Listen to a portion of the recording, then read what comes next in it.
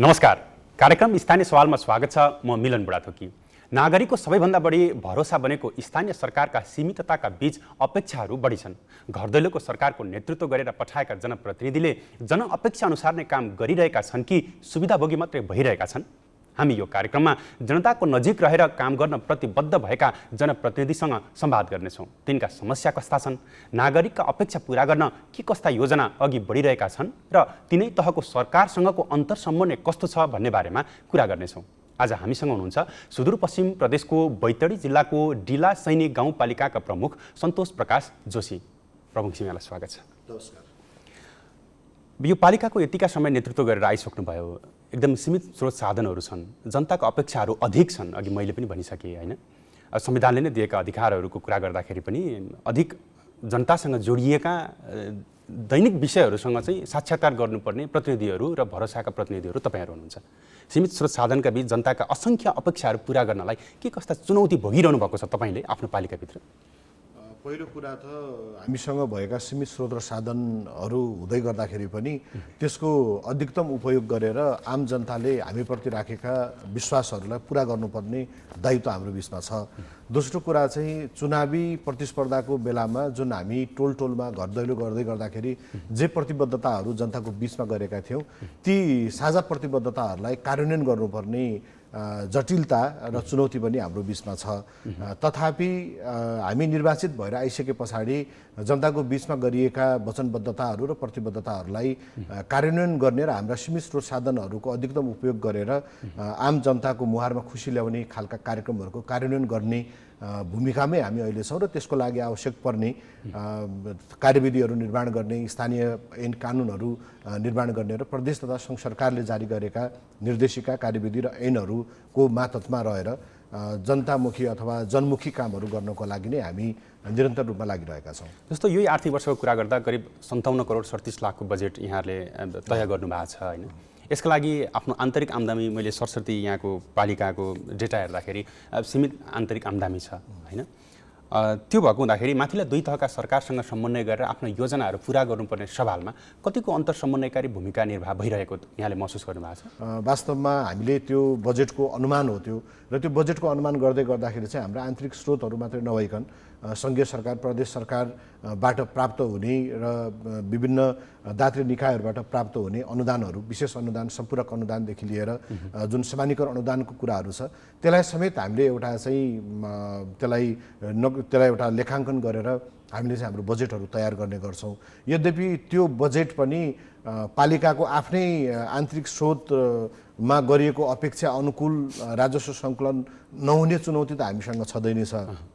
त्यसबाहेक पनि प्रदेश सरकार र सङ्घ सरकारबाट जुन एउटा बजेटको सिलिङ दिइएको हुन्छ, त्यो बजेटसम्म पनि हामीले त्यो चाहिँ कार्यान्वयन गर्न नपाउँदाखेरि चाहिँ हामीले अगाडि सारेका योजनाहरू हामीले जनताको बिचमा तल चाहिँ टोल विकास समितिहरू मार्फत अथवा टोल भेलाहरू गरेर जुन बजेटको चाहिँ प्राथमिकरण गर्दै हामीले योजनाहरू कार्यान्वयन गर्छौँ, त्यसमा समेत योजना कार्यान्वयन गरिसके पछाडि समेत त्यसलाई भुक्तानीका सन्दर्भमा चाहिँ धेरै जटिलताहरू आउने गरेको छ। गत वर्षको मात्रै हामीले अभ्यास हेर्ने हो भने पनि सङ्घ सरकारबाट प्रदान गरिने सामान्यकरण अनुदानको सन्दर्भमा झन्डै 50% अनुदान चाहिँ कटौती गर्ने खालको परिपत्र जारी भयो, जबकि हामीले उहाँहरूसँग, उपभोक्ताहरूसँग अथवा विभिन्न निर्माण व्यवसायहरूसँग सम्झौता गरेर उहाँहरूलाई निश्चित कामको जिम्मेवारी दिइसकेको अवस्था थियो। प्राविधिकहरूबाट साइटहरू दिने कुरादेखि लिएर उहाँहरूलाई पेस्की रकमहरू, मोबिलाइजेसन रकमहरू हामीले दिइसकेका थियौँ। तर अन्ततः चाहिँ सङ्घ सरकारबाट नै फेरि अझ अर्थ मन्त्रालयबाट समानीकरण अनुदानको चाहिँ 50% रकम चाहिँ कटौती हुन्छ है, अहिले दिन सकिँदैन भन्ने खालको राजस्व सङ्कलन हुन सकेन भन्ने बाहनामा जुन ढङ्गले रोक्न खोजियो, त्यसले हाम्रा योजनाहरू वास्तवमा प्रभावित हुन पुगे। यहाँले यही आर्थिक वर्षभित्र पनि पूर्वाधारकै सवालमा पनि करिब 6 करोड रुपियाँ बजेट विनियोजन गर्नुभएको छ। त्यसै गरी खानेपानीतर्फ 1 करोड 18 लाख रुपियाँ बजेट विनियोजन गर्नुभएको छ। अलिक महत्त्वका आफ्नो पालिका क्षेत्रभित्रका जनतालाई दिगो रूपमा पूर्वाधार निर्माण गर्ने तय गरिएका योजनाहरू के छन् त्यस्ता? यसमा अब हाम्रो चाहिँ स्थानीय सरकारका चाहिँ जुन आफ्ना अधिकार क्षेत्रहरू छन्, एकल अधिकारका विषयहरू छन्, त्यस मार्फत हामीले आम जनताको मन मस्तिष्कलाई हामीले चाहिँ एकाकर गर्ने, यो संविधानप्रति प्रतिबद्ध बनाउने, स्थानीय सरकार सञ्चालन ऐनले अगाडि सारेको जुन मूल मर्म छ त्यो अनुरूप चाहिँ सुशासन कायम गर्नुको निमित्त, पारदर्शिता कायम गर्नुको निमित्त, स्वाभिमानी युवाहरू बनाउनुको निमित्त, राष्ट्रियता अथवा यहाँको माटोप्रति जवाबदेही युवाहरू उत्पादन गर्नुको निमित्त हामीले के कार्यक्रमहरू अगाडि बढाएका छौँ। यसो हेर्दा शिक्षाको क्षेत्रमा गुणस्तरीय शिक्षालाई प्रवाह गर्ने, सार्वजनिक शिक्षाको सबलीकरण गर्ने कुराहरू अथवा आधारभूत स्वास्थ्य सेवालाई गुणस्तरीय स्वास्थ्य सेवाको रूपमा प्रदान गर्ने कुराहरू, शिक्षामै त 24 करोड रुपियाँ बजेट विनियोजन गर्नुभएको छ, निकै ठुलो भोलममा बजेट राखेका छौँ। र त्यसो हुनुको कारण के छ भन्दा हाम्रो पालिकाको चाहिँ क्षेत्रफल सानो भए पनि, जनसङ्ख्याको रूपमा हामी सानो भए पनि त्यो चाहिँ एउटा भौगोलिक रूपमा त्यहाँको बसोबासहरू चाहिँ एकीकृत बसोबास छैन। त्यहाँ विभिन्न मान्छेहरू, विभिन्न जनताहरू चाहिँ ओडाको नि विभिन्न टोलको विभिन्न ठाउँहरूमा रहिरहने कारणले गर्दाखेरि उहाँलाई स्कुलहरू चाहिँ उहाँहरूको नजिकमा हुनु पर्यो, स्वास्थ्य संस्थाहरू उहाँहरूको नजिकमा हुनु पर्यो। केन्द्रीय सरकारले चाहिँ आधी घन्टाको दूरीमा स्वास्थ्य संस्थाहरू हुनुपर्छ, स्वास्थ्य सेवा प्रवाह गर्ने स्वास्थ्य सेवा प्रदायक निकायहरू हुनुपर्छ भनिएको छ। तर संविधानले नै ग्यारेन्टी गरेको हिसाबले चाहिँ हामीले हाम्रा कार्यक्रमहरू अगाडि बढाउँदै गर्दाखेरि चाहिँ स्वाभाविक रूपमा ठुलो रकम, ठुलो बजेट हामीले शिक्षा र स्वास्थ्य जस्तो महत्त्वपूर्ण क्षेत्रमा खर्च गर्नुपर्ने, त्यो बाध्यता मात्रै नभएर त्यो हाम्रो लागि अवसर पनि हो। किनकि हाम्रा अधिकांश सामुदायिक विद्यालयमा अध्ययन गर्ने बालबालिकाहरू, बाबु नानीहरूको सुनौलो भविष्यको लागि हामीले त्यस क्षेत्रमा खर्च गर्ने हामीले आवश्यकता महसुस गरेकै कारणले गर्दाखेरि सर्वसहमतिमै हामीले हाम्रो बजेटहरूको कार्यान्वयन गर्दै आइराखेका छौँ र झन्डै 56वटा सामुदायिक विद्यालयहरूमा रहने शिक्षक शिक्षिकाहरू, कर्मचारीहरूदेखि लिएर त्यहाँको भौतिक पूर्वाधारहरू विकास गर्ने, खेलकुदसँग सम्बन्धित संरचनाहरू निर्माण गर्ने, तत्सम्बन्धीका चाहिँ अन्य खेलकुद विकास समितिहरू होला अथवा युवा समितिहरू होलान्, दलित सशक्तिकरणसँग सम्बन्धित समितिहरू होला, असल आमा समूहका अभ्यासहरू होलान्, टोल विकास समितिहरू होला, स्काउट होला, रेड क्रस होला, हो यस्ता खालका संरचनाहरूलाई अगाडि बढाउनको लागि चाहिँ त्यो बजेटहरूलाई चाहिँ राखिएको छ। र त्यही अनुरूप हामीले हाम्रा भौतिक पूर्वाधारहरू, विद्यालयको भौतिक पूर्वाधारसँगै अस्पतालका भौतिक पूर्वाधारहरूलाई निर्माण गर्नको लागि पनि ती रकमहरू कार्यान्वयन गर्ने खालको कार्ययोजना छ। र सँगसँगै हामीले सफ्टवेयरमा पनि हामीले काम गर्छौँ। शिक्षकहरूको वृत्ति विकासको लागि, उहाँहरूको टिचर्सहरूको इम्पावरमेन्टको लागि पनि केही बजेटहरू एलोकेट गरिएको छ। विद्यार्थी बाबु नानीहरूको पनि केही चाहिँ तालिमहरू प्रदान गर्नुपर्ने हुन्छ, त्यो परामर्शदाताहरू मार्फत विभिन्न निकायहरूबाट पनि हामी तस सम्बन्धी काम सञ्चालन गर्नुपर्ने हुन्छ। र आजको दिनमा पनि बाबु नानीहरू चाहिँ विद्यालय छ तर त्यहाँ शिक्षकहरू उपलब्ध गराउन सकेको अवस्था छैन। अङ्ग्रेजी, गणित, विज्ञान जस्ता महत्त्वपूर्ण विषयहरूमा वर्षौँ दिनसम्म पनि शिक्षकहरू नभइदिँदा, त्यो सम्बन्धीको बजेटको प्रबन्ध नभइदिँदाखेरि बाबु नानीहरू प्रताडित हुनुपर्ने अवस्थाहरू छ। हामीले प्रतिस्पर्धा खुला विश्वसँग अन्तर्राष्ट्रिय जगतमा हामीले गर्नुपर्ने छ। तर हाम्रो आफ्नो अवस्था चाहिँ हामी ढुङ्गामा बसेर पढ्नुपर्ने, बस्नुको लागि बेन्च पनि नभएको, कक्षा कोठाहरू पनि चुहिने भएको खालको जो यो चाहिँ पानी पर्दाखेरि अथवा चर्को घाम लाग्दाखेरि स्कुल बन्द गर्नुपर्ने खालको ठाउँबाट हामीले हाम्रा कामहरू सुरु गर्नुपर्ने भएको कारणले शिक्षा र स्वास्थ्य जस्तो क्षेत्रमा हामीले थोरै लगानीहरू चाहिँ बढी राखेका छौँ र त्यो अनुसारको काम पनि भइराखेको छ। बजेटको अनुपात हेर्दाखेरि पनि शिक्षामा यहाँले एकदमै धेरै प्राथमिकता राखेको देखिन्छ होइन। यहाँको पालिकाभित्रको एउटा डेटालाई सरस्वती पछिल्लो समय सरकारले तय गरेको तथ्याङ्क विभागको डेटालाई हेर्दाखेरि पनि अझै करिब 24% नागरिक चाहिँ निरक्षर छन् भन्ने एउटा डेटा पनि देखाइराखेको छ। यहाँले जुन हिसाबले शिक्षामा काम गर्न खोजिराख्नु भएको छ, यो लगायत भौतिक पूर्वाधारको कुरा त आफ्नो ठाउँमा छ। अहिलेको समयमा संसारको जुनसुकै कुना पनि इन्टरनेटको पहुँच भयो भने संसारका ठुल्ठुला विश्वविद्यालयका शिक्षाहरू सहज रूपमा प्रदान गर्न सक्ने अहिले एउटा प्रविधिले एउटा सहज वातावरण पनि तय गरेको छ। यी लगायत सुदूरपश्चिमको यहाँको जस्तो पालिकाहरूमा एउटा सहज सहर बजारको एउटा राम्रो आधुनिक विद्यालयको शिक्षालाई प्रवाह गर्नका लागि चाहिँ त्यो इन्टरलिङ्क गर्ने खालको नयाँ कार्यक्रमहरू तर्जुमा गर्ने सवालमा होइन, त्यस्ता खालका कार्यक्रमहरू चाहिँ यहाँले सोच्नु भएको छ कि छैन? मिलनजी, स्वाभाविक रूपमा यो एउटा गम्भीर विषय हो किनकि सार्वजनिक शिक्षाको सबलीकरणको नारा हर कसैले लगाएको छ। आधारभूत स्वास्थ्य सेवा आम जनताको बिचमा पुर्याउनुपर्छ हर कसैले भनेको छ। स्वास्थ्य बिमा कार्यक्रमलाई प्रभावकारी बनाउनेदेखि लिएर ज्येष्ठ नागरिकहरू अथवा सामाजिक सुरक्षाका कार्यक्रमहरू पनि प्रभावकारी रूपमा कार्यान्वयन गर्नुपर्ने त्यसको जिम्मेवारी पनि हाम्रो काँधमा छ। यो हुँदै गर्दाखेरि पनि एउटा महत्त्वपूर्ण र तपाईँ हामी सबैको नजरबाट चाहिँ लुकेको कुरा चाहिँ के जस्तो लाग्छ भन्दा जस्तो यहाँले नै पनि भन्दै गर्नु हुँदाखेरि चाहिँ हाम्रो बजेटको आकार झन्डै 55-57 करोडको बजेटको आकारमा 24 करोड जतिको बजेट चाहिँ शिक्षा क्षेत्रको कुरा हामीले जुन गऱ्यौँ त्यो शिक्षा क्षेत्रको बजेटमा त्यो स्थानीय तहको बजेटको कुरा मात्रै छैन, त्यो समग्र बजेटको कुरा हो। त्यहाँ सशर्त अनुदानका कार्यक्रमहरू, सशर्त कार्यक्रमहरू बढी छ। समानीकरण बजेटको आकार बढाएर अनि सशर्त कार्यक्रमहरू कम भएको भए हामीले चाहिँ 24 करोड रकम चाहिँ शिक्षाको क्षेत्रमा खर्च गर्दाखेरि त्यसबाट निस्किने उत्पादन, त्यसबाट आउने रिजल्ट पक्कै पनि राम्रो हुन्थ्यो। तर यो चाहिँ भइदियो कस्तो भन्दा स्थानीय तह आफैमा सिंहदरबार हो भनेर चाहिँ जनताको बीचमा भनियो। हेर्दाखेरि पनि बजेट 50 करोड 60 करोड 80 करोड यस्तो खालको बजेट भाषण पनि गरियो। तर त्यसको कार्यान्वयनको कुरा चाहिँ फेरि सङ्घ सरकार अथवा काठमाडौँको सिंहदरबारमा जे योजनाहरू जे कार्यक्रमहरू बने त्यसै कार्यक्रम त्यसै योजनालाई कार्यान्वयन गराउने एउटा निकाय, एउटा चाहिँ बजेट प्रदान गर्ने निकायको रूपमा मात्रै पालिका रहन पुग्यो। अझै स्वायत्त सरकार छैन। जस्तो आधारभूत तहको अथवा चाहिँ निम्न माध्यमिक तहको, माध्यमिक तहको शिक्षकहरूको तलबको स्केलले पनि त्योभित्र धेरै छ। विद्यालयहरूको चाहिँ भौतिक पूर्वाधार निर्माण गर्ने बजेटै पनि त्यसभित्र धेरै छ। दिवा खाजा कार्यक्रम हामीले जुन अहिले कक्षा 6 सम्म सञ्चालन गर्छौँ, दिनको के अरे 15 रुपियाँको हिसाबले गर्ने हो भने पनि झन्डै 1.25 करोड जति रकम हाम्रो त्यसमा खर्च भइराखेको छ। त्यो रकम पनि त्योभित्र छ।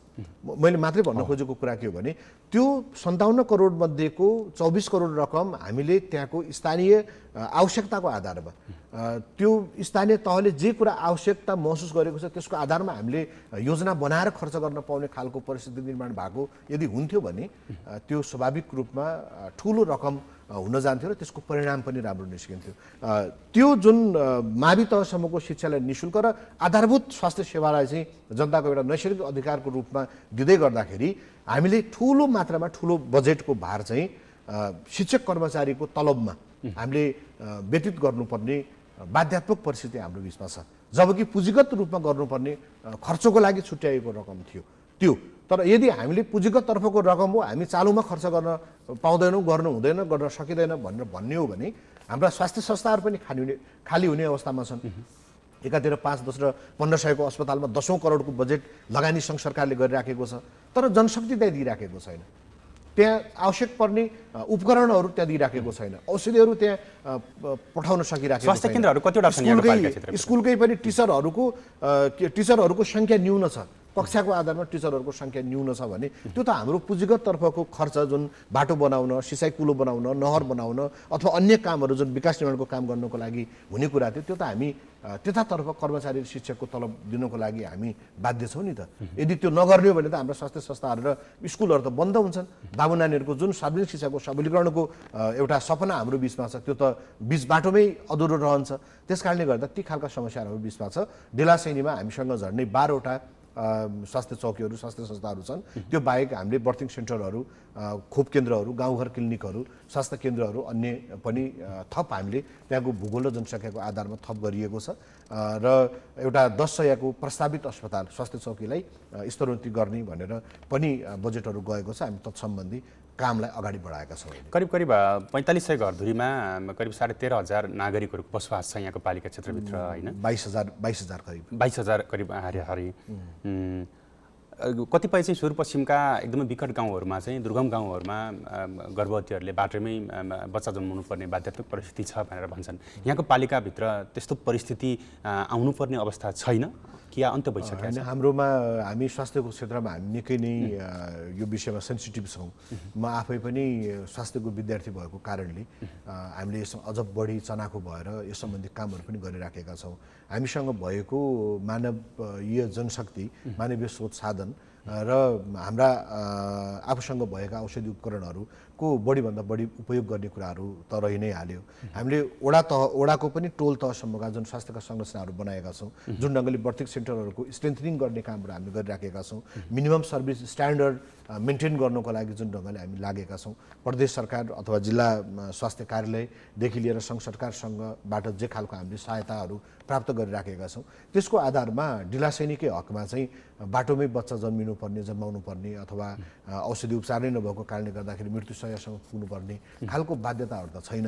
तथापि त्यसमा टेक्निकल कुराहरू चाहिँ के छ भन्दा यो बर्थिक सेन्टरहरूमा चाहिँ टाढा भएको कारणले गर्दाखेरि त्यो चाहिँ नियमित रूपले चाहिँ हाम्रा धार्मिक सांस्कृतिक मूल्य मान्यताहरू छन् नि, जस्तो मन्दिरलाई क्रस गरेर स्वास्थ्य संस्थामा जान नहुने, महिनावारी भएको बेलामा अस्पताल जान नहुने, हैन, पर बस्नुपर्ने, नसुने, यस्ता हाम्रा सामाजिक विकृति विसङ्गतिहरू हाम्रो समाज व्याप्त छन्। यो भन्दा मान्छेले चाहिँ अप्ठ्यारो मान्छन् र भन्दैनन्, तर हामीले यी कुराहरूलाई उजागर गर्नुपर्ने जरुरी छ। बर्थिङ सेन्टर छ, तर मन्दिर भएको कारणले गर्दाखेरि एउटी आमा चाहिँ त्यो स्वास्थ्य संस्थामा गएर उहाँले त्यो सेवाहरू प्राप्त गरिरहनु भएको छैन, जबकि त्यो बर्थिङ सेन्टर नै उहाँहरूको लागि स्थापना गरिएको छ। हामीले रेकर्डमा राख्नको लागि चाहिँ स्वास्थ्यको तर्फबाट पनि बर्थिङ सेन्टरमै आएर बच्चा पाइराखेको, बच्चा जन्माइराखेको भन्ने देखिन्छ। तर प्र्याक्टिकली हामीले गाउँटोल समाजमा गएर त्यसको अनुगमन निरीक्षणहरू गर्ने हो र आम जनताको बिचमा त्यहाँको सत्य तथ्य चाहिँ अन्वेषण गर्ने हो भने केही आमाहरूले चाहिँ अहिले पनि गोठमै बच्चा पाइराखेको अथवा घरमै बच्चा पाइराखेको खालको परिस्थितिहरू पनि हाम्रो बिचमा छ। हामीले यो कुराको न्यूनीकरणको लागि चाहिँ हाम्रो समाजमा हामीले डाक्टरको अहिले अस्पतालमा डाक्टरको व्यवस्था गरेका छौँ। टोलमा चाहिँ डाक्टरले चिकित्सकीय सेवा पनि दिइरहनु भएको छ। हामीले चाहिँ ज्येष्ठ नागरिकहरूको लागि निःशुल्क औषधिहरूको वितरणको कार्यक्रम पनि हामीले प्रभावकारी रूपमा कार्यान्वयन गरिराखेका छौँ। मानवीय जनशक्तिको हिसाबले स्वास्थ्यमा पनि निकै धेरै ठुलो लगानी हामीले गरिराखेका छौँ। तथापि त्यसले पनि सबै खालको चाहिँ निराकरण गर्न नसकेको कारणले हाम्रा यी सामाजिक सांस्कृतिक विकृति विसङ्गतिहरूको अन्त्य गर्नको लागि, यसको न्यूनीकरण गर्नको लागि हामीले जस्तो बाल विवाहको समस्या हामीसँग निकै धेरै ठुलो टटकारो विषयमा छ। 42%ले त 18 देखि 20 वर्षभित्र नै विवाह गर्ने भन्ने एउटा डेटा सार्वजनिक भएको छ यहाँको पालिका क्षेत्रभित्र। मेरो पालिका मात्रै होइन, नेपालै तपाईँको यो एसिया बेल्टमा चाहिँ हामी सबैभन्दा बढी बाल विवाह हुने क्षेत्रमध्ये पर्छौँ। यस्ता कुरालाई चिर्नलाई के गर्दै सुदूरपश्चिम, त्यसमा पनि बैतडी जिल्ला त अझ यसमा रहि नै हाल्यो र पछिल्लो डाटाले जुन डिलासैनीको भयावह अवस्था देखाएको छ यसमा हामी चिन्तित छौँ र यसलाई निराकरण गर्नको लागि हामीले त्यो क्षेत्रमा भएका हाम्रा पढे लेखेका यो शिक्षा स्वास्थ्यसँग सम्बन्धित व्यक्तित्वहरूको परिचालन गर्ने र यसलाई प्रभावकारी कार्यान्वयन गर्नको निमित्त विभिन्न दात्री निकायहरूसँगको समेत साझेदारीमा कार्यक्रमहरू गर्ने कुराहरू त छँदैछ। हामीले एक्सन वर्क्स नेपालदेखि लिएर विभिन्न महिनावारीसँग सम्बन्धित कामहरू गर्नको लागि पनि विभिन्न दात्री निकायसँग त हामी समन्वयकारी भूमिकामै छौँ। त्यो बाहेक पनि हाम्रो गाउँमा रहेका धामी झाँक्री ज्योतिष पण्डितहरू जो हुनुहुन्छ, जो प्रत्यक्ष रूपमा छुवाछुतसँग अथवा चाहिँ विवाहसँग सम्बन्धित, मृत्यु संस्कारसँग सम्बन्धित हुनुहुन्छ, उहाँहरूलाई चाहिँ हामीले त्यस सम्बन्धी कार्यक्रमहरूलाई चाहिँ उहाँलाई सशक्तिकरण गराएर यो महिनावारी भनेको प्राकृतिक विषय हो भन्ने कुराहरू उहाँहरू मार्फत नै हामीले त्यसलाई डेलिभर गराउने, बहुविवाह गर्नु हुँदैन अथवा बाल विवाह जुन यो 20 वर्ष अगाडिको विवाहलाई कोरो विवाह भन्ने, यो मुक्ति पाउनको लागि पनि चाहिँ महिनावारी नहुँदै विवाह गर्नुपर्छ भन्ने जुन सामाजिक मान्यताहरू छ नि, यसको हिसाबले चाहिँ हामीले ज्योतिष पण्डितहरूलाई, धामीहरूलाई चाहिँ परिचालित गरेर हामीले त्यसको न्यूनीकरण गर्न सकिन्छ कि भनेर सेभ द चिल्ड्रेनदेखि लिएर पिस नेपाल लगायत विभिन्न निकायहरूसँग चाहिँ हामीले समन्वय गरिराखेका छौँ। यो प्रभावकारी पनि हुँदैछ। सामाजिक मनोपरामर्श मार्फत चाहिँ अलिक चाँडो हुन्छ कि? सामाजिक मनोपरामर्श मार्फत गर्नको लागि हामीले साइको सोसियल काउन्सिलिङको लागि चाहिँ छुट्टै पार्टबाट हामीले काम गर्न खोजिराखेका छौँ। त्यसको लागि चाहिँ 2 जना नानीहरू अहिले पनि ट्रेनिङ लिइरहनु भएको छ काठमाडौँबाट नै।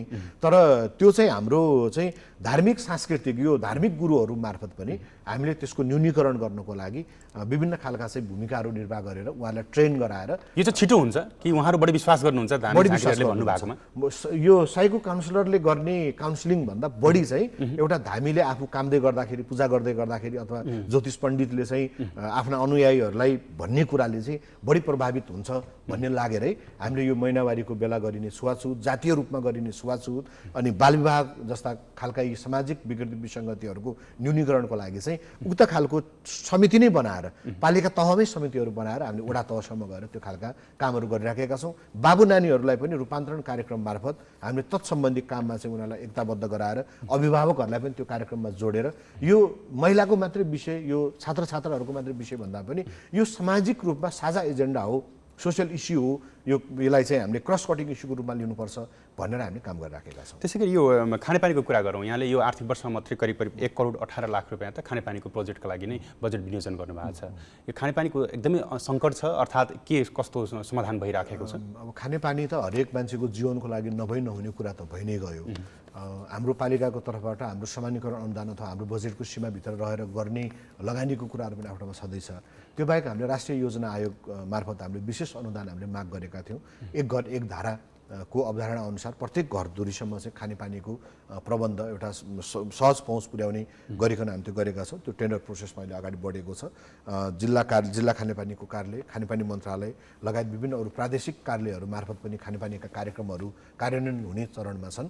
त्यो चाहिँ पानीको समस्या भएकै कारणले हामी त्यो गरिराखेका छौँ। नभए खानेपानीकै लागि 3 घण्टा चाहिँ कुर्नुपर्ने, 1.5-2 घण्टाको बाटो हिँड्नुपर्ने खालको चाहिँ बीचबाट हाम्रो आर्थिक समृद्धिको लागि पनि यो कुराले रोकेको छ। शैक्षिक गुणस्तरीयताको खोजी हामी जहाँ गरिराखेको छौँ त्यो पनि यो कुराले रोकेको छ। स्वास्थ्य संस्थाहरूलाई हामीले स्ट्रेन्थनिङ गर्ने कुरामा मिनिमम सर्भिस स्ट्यान्डर्ड पुरा गर्नुपर्ने कामको लागि पनि खानेपानी आवश्यक छ। त्यसकारणले गर्दाखेरि हामीले यसमा चाहिँ हाम्रो महत्त्वपूर्ण रूपमा खानेपानीको कार्यक्रम हामीले लिएका छौँ र त्यसको कार्यान्वयनको लागि योभन्दा अगाडि आरबिडब्ल्यू आरएमपीले पनि हामीलाई सहयोग गरेको थियो। तथापि हामी सबै घरधुरीसम्म पुग्न सकेनौँ। हामी हाम्रो कार्यकालमा एक घर एक धारा चाहिँ सम्पन्न गर्न सकिन्छ। अवधारणा अनुसार चाहिँ जाने यो 5 वर्ष कार्यकालभित्र हामी 5 वर्ष कार्यकालमा यो बनाएको छौँ। झन् 1.5 वर्ष त गइ नै सकेको छ र तत्सम्बन्धी कामहरू पनि भइराखेको छ। त्यसै गरी अधिकांश नागरिकहरू चाहिँ कृषि पेसामा आश्रित हुनुहुन्छ होइन, उहाँहरूको नागरिकको आर्थिक जीवन स्तर उकास्नका लागि चाहिँ के त्यस्ता योजनाहरू छन् यहाँका? होइन, हामीले अब यो हाम्रा आफ्नै छुट्टै योजनाहरूमा हामीले कृषिको चाहिँ अधिकृत तहको कर्मचारी हामीले नियुक्त गरेका छौँ। प्रत्येक वडामा एक-एकजना कृषि र पशु प्राविधिकहरू पनि हामीले नियुक्त गरेका छौँ करारमा।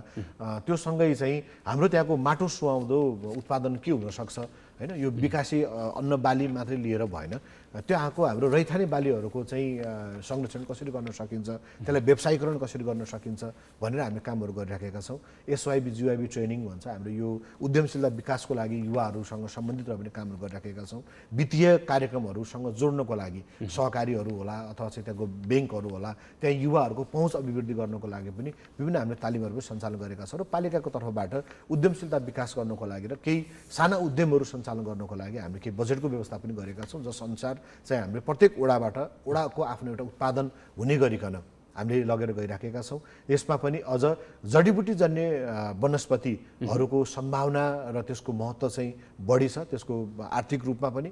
त्यसकारणले गर्दा हामीले त्यो जडीबुटीजन्य वनस्पतिको चाहिँ म्यापिङ गर्ने, त्यसलाई साइन्टिफिक नेमिङ दिने र त्यसलाई व्यावसायिक रूपमा अगाडि बढाउने गरिकन केही कार्यक्रमहरू तय भएको छ र हामी तत्सम्बन्धी कामहरू आफ्नो प्राविधिक शक्ति र भ्याइन्छ, अर्थात् यसका लागि माथिल्ला तहले के कस्ता सहयोग गरेका छन्? हामीले परामर्श सेवा लिने हो महत्त्वपूर्ण कामहरूको लागि जुन हामी स्थानीय तहबाट गर्न सम्भव छैन।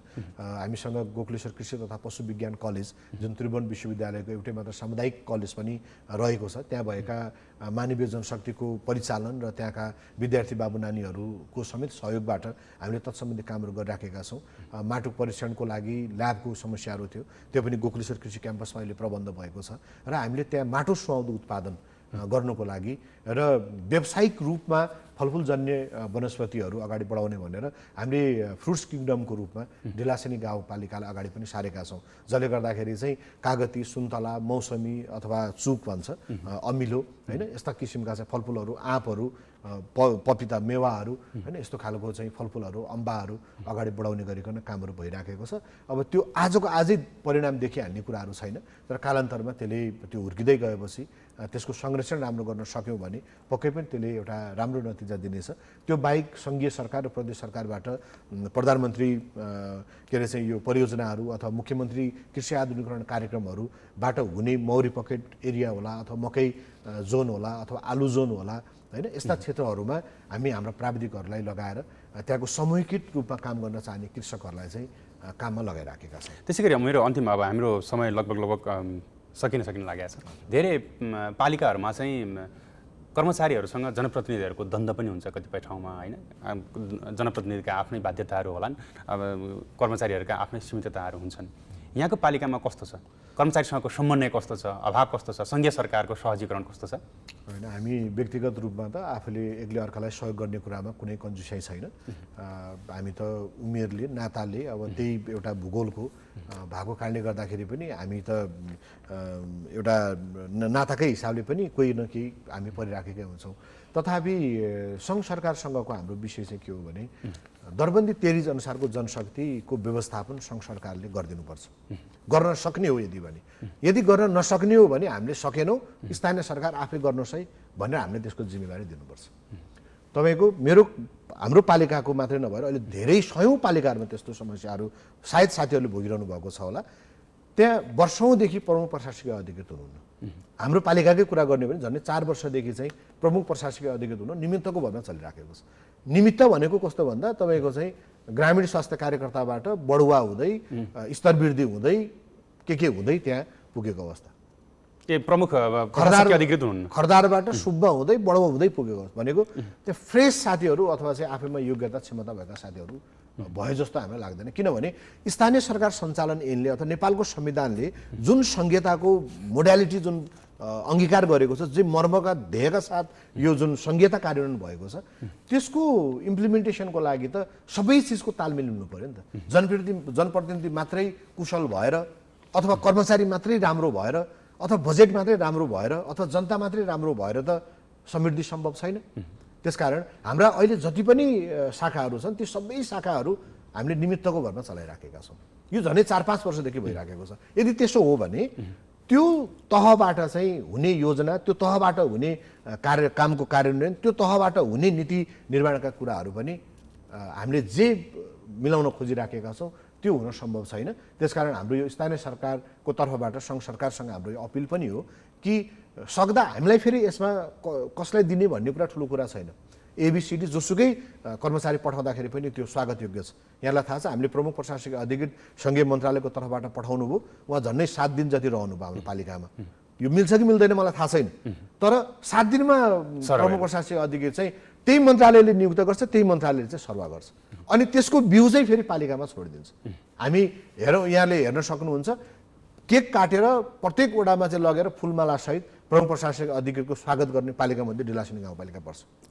तर हामीले आज के पायो त भन्दा आज त त्यहाँ त झै झगडा अथवा मनमुटाव रिसिभी मात्रै देखियो हैन। त्यसकारणले गर्दा यो निमित्त को हुने भन्ने कुरा ठुलो कुरा पनि होइन। त्यो कर्मचारीको स्थायित्वको लागि चाहिँ सङ्घीय सरकारले गम्भीर हुनु पर्यो भन्ने यहाँको पर्छ र यो चाहिँ यो जुन एउटा खालको दादागिरी छ सङ्घीय सरकारको, हामीले जसलाई पठाउँदाखेरि पनि हुन्छ, जतिखेर पठाउँदाखेरि पनि हुन्छ, जहिले तान्दा पनि हुन्छ, सबै चिज हामीसँग छ भन्ने जुन कुरा छ यो चाहिँ एकदमै यसमा हाम्रो चाहिँ गम्भीर ध्यानाकर्षण भएको छ र यो कर्मचारी समायोजन सम्बन्धीको चाहिँ कानुनहरू बन्ने कुरा पनि ढिला भइराखेको छ।